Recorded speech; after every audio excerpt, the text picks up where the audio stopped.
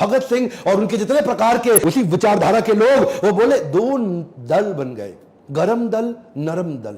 नरम दल गांधी का था और गरम दल भगत सिंह जैसे लोगों का था। उन दिनों बोल्शेविक मूवमेंट रशिया का था, उससे ये बड़े प्रभावित थे। मैंने बताया ना, विदेशी किताबें भी बहुत पढ़ते थे। बोल्शेविक मूवमेंट, ये बोले कि लड़ना पड़ेगा। अब तो बात ये थी कि हो सकता है अगर गांधी नॉन कोऑपरेशन मूवमेंट वापस ना लेते, आजादी जल्दी मिल गई होती। एक्चुअली उन दिनों ना भगत सिंह तो नाचा करते थे, आजादी मिलने वाली है, आजादी, क्योंकि नॉन कोऑपरेशन मूवमेंट सक्सेसफुल था, पूरा देश को सहयोग मिल रहा। गांधी ने वापस ले लिया, बोला अभी आप तैयार नहीं हो, आपने गुप्तेश्वर सिंह पुलिस वाले को और पूरे थाने को क्यों मार के खत्म कर दिया। गांधी ने रोक दिया पूरा आंदोलन। ये लोग उस समय आग बोले अब लड़ना पड़ेगा। ये जो एक्चुअली ये ना हथियारों की क्रांति बाद में आई, भगत सिंह की पहले विचारों की क्रांति थी। उन दिनों कॉलेज ज्वाइन किया इन्होंने, लाला लाजपत राय का पंजाब के अंदर जो पाकिस्तान में पढ़ता है वो कॉलेज ज्वाइन किया और वहां पे ये गतिविधियां स्ट्रॉन्गर थी। उन दिनों ये लगभग 300 किताबें अपने कॉलेज में एक्स्ट्रा पढ़ बैठे हैं, क्योंकि जब खाली होते थे किताब पढ़ते थे और उसके बाद अपने एकाकी की भावना से स्पीड आती है। ध्यान दीजिए, कम ऑन, लर्निंग क्या है, एकाकी की भावना से।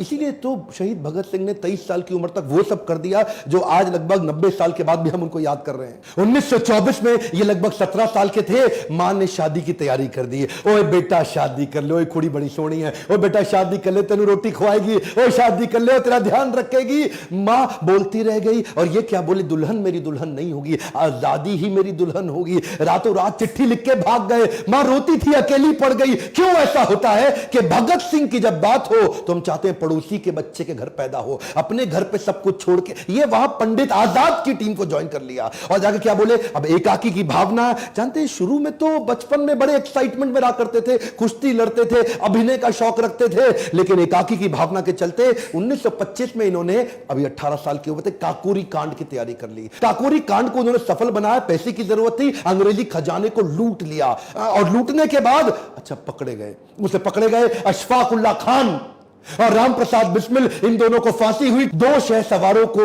जब फांसी की सजा सुनाई, ये लोग टूटने के लिए नहीं बने थे, ये तोड़ने के लिए बने थे। राम प्रसाद बिस्मिल की वो याद आ गई इनको बात, सरफरोशी की तमन्ना अब हमारे दिल में है, देखना है जोर कितना बाजुए कातिल में है। क्या मतलब, सरफरोशी, कटा लूंगा अपना सर, ये मेरी तमन्ना है, और तेरी बाजू में कातिल दम कितना है, मेरी तमन्ना ज्यादा बड़ी है गला कटाने की कि तेरी बाजू में ताकत कितनी है, वो आके देखते हैं। ये आपने सुना तो होगा, मतलब पहचानिए, ये इसको बोलते हैं विचारधारा। सरफरोशी की तमन्ना, अपना गला कटा लेने की तमन्ना, वो ज्यादा बड़ी है कि तेरे बाजू में जोर मेरी कत्ल करने का बाजुए कातिल में है। दशहरा ग्राउंड में चले गए, लिखने में बहुत तेज हुआ करते थे उन दिनों, पत्रिकाओं में, अखबारों में ये लेख लिखा करते थे सोशल रिफॉर्म्स के बारे में, अंग्रेजी हुकूमत के खिलाफ, कभी अपने नाम से कभी बेनामी लेख लिखा करते थे और ये वहां जाके पर्चे बांटने लगे।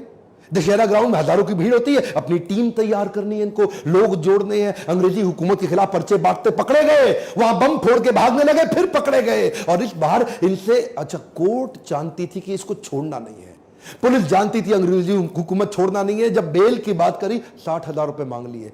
ये 60,000 रुपए थोड़ा सा मैं चाहता हूं आज व्यूअर्स को कि विजुअलाइज करो, आज के 60,000 रुपए नहीं, 90 साल पहले के 60,000 रुपए। कितने ही कितने खेत बेच के वो जमानत देके इनको बाहर निकाला, ये अगली तैयारी में लग गए।